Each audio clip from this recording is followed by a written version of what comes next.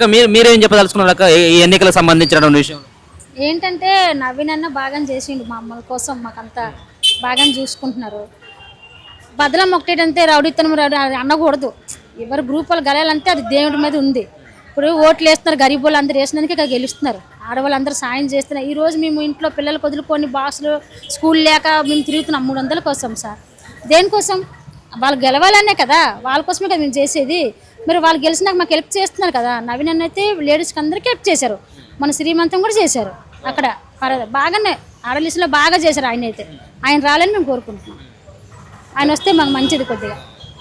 అంటే బీఆర్ఎస్ వాళ్ళు చెప్తా ఉన్నారు కాంగ్రెస్ వాళ్ళు 2 సంవత్సరాల్లో ఏం డెవలప్ చేయలేదు. లేదంటే ఉన్నవన్నీ క్యాష్ వాళ్ళ అవ్వగొట్టిండ్రు. ఇప్పుడు ఫస్ట్ గెలిచి వాళ్ళందరూ వాడేశారు డబ్బు. రేవంత్ రెడ్డి వచ్చరికి ఏం క్యాష్ లేదు, ఆయన చేతులు కూడా ఏం లేదు.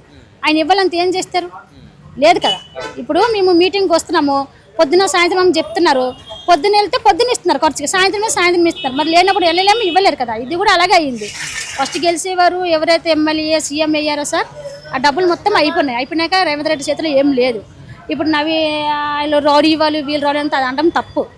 గెలడం అంతే న్యాయంగా గెలవాలి. మీరు చూస్తూ ఉన్నారు కదా, సో నవీన్ యాదవ్ ఉందా మద్దతు అంతా కూడా ఇక్కడ రామేంద్ర నగర్ కావచ్చు, ఈ జూబ్లీహిల్స్ కాన్స్టిట్యూన్సీ ఉందా? మీరు ఏం ఎక్స్పెక్ట్ చేస్తాం, ఎంత తోటి గెలిచి అటువంటి అవకాశం ఉంది అనుకుంటున్నారు? ఆయన గెలిస్తే అవకాశం బాగుంది. మాకు చాలా మంచి చేశారు. ఒకటి లేడీస్ చేశారు శ్రీమంతము. తల్లిదండ్రులు లేని చాలా మంది బాధపడుతున్నారు, మాకు శ్రీమంతం లేదు మేము వెళ్ళగాని. వాళ్ళు గౌరవించి చీరలు ఇచ్చి అని చేస్తే ఆయన పద్ధతి కూడా బాగుంది, మాకు నచ్చింది. అంతే, మాకు డబ్బు దాంతో కాదు, ఆయన కొద్ది పద్ధతిగా బాగుంది అంతే.